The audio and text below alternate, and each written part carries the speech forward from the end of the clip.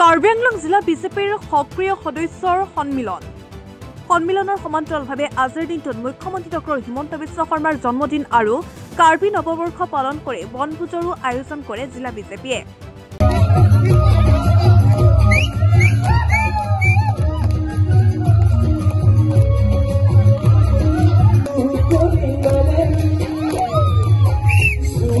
মাঞ্জাৰ লাংবুকত আয়োজিত এদিনীয়া সন্মিলনখনত কাৰ্বি আংলং স্বায়ত্তশাসিত পৰিষদৰ মুখ্য কাৰ্যবাহী সদস্য তুলিৰাম ৰংহাঙৰ উপৰিও পূব আৰু পশ্চিম কাৰ্বি আংলঙৰ আটাইকেইটা বিধানসভা সমষ্টিৰ ৫,০০০ সক্ৰিয় সদস্যই এই সন্মিলনত অংশগ্ৰহণ কৰে।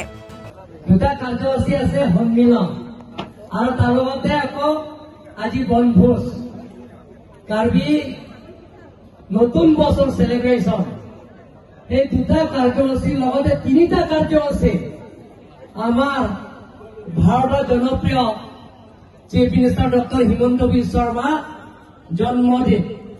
এই তিনিটা কাৰ্যসূচী লৈ আজি লাংবুকো আমি এক্টিভ মেম্বাৰ সন্মিলন আজি সভাত সদস্যসকলক এই সন্মিলনত সম্বৰ্ধনাও জনোৱা হয়। অনুষ্ঠিত সন্মিলনত দলীয় ভেটি শক্তিশালী কৰাৰ লগতে চৰকাৰে গ্ৰহণ কৰা উন্নয়নমূলক আঁচনিসমূহৰ সঠিক ৰূপায়ণৰ সন্দৰ্ভত বিতংভাৱে আলোচনা কৰা হয়। পাৰ্টি আমাৰ এক্টিভ মেম্বাৰসকলৰ লগত আমি সন্মিলন এটা পাতিছোঁ। তাৰ লগতে আমি বনভোজ এটা ঠিক কৰা হৈছে। Bharatiya Janata party active members Karbi Anglong আৰু ৱেষ্ট কাৰ্বি আংলং ৫,০০০কৈ অধিক সদস্য আছে।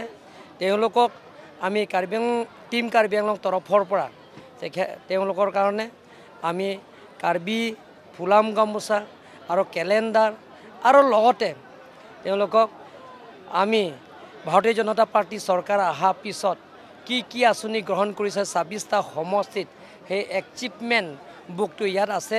সেই গোটেই এচিভ বুকটো ইয়াত গোটেইখিনি ৰাইজৰ বিতৰোৱা হৈছে আৰু তাৰ লগতে আগন্তুক কাৰ্যসূচীবিলাকক কেনেধৰণৰ বিজেপি শক্তিশালী কৰিব লাগে আৰু কেনেধৰণৰ চৰকাৰৰ পৰা দিয়া আঁচনিবিলাকক যাতে দৰিদ্ৰ সীমা ৰেখা পৰিয়ালবিলাকক BPL ফেমিলিবিলাকে যাতে সেই আঁচনিবিলাক পায়, তাৰ কাৰণে আমি আজি এক্টিভ মেম্বাৰসকলৰ সন্মিলন এটা পাতিছোঁ।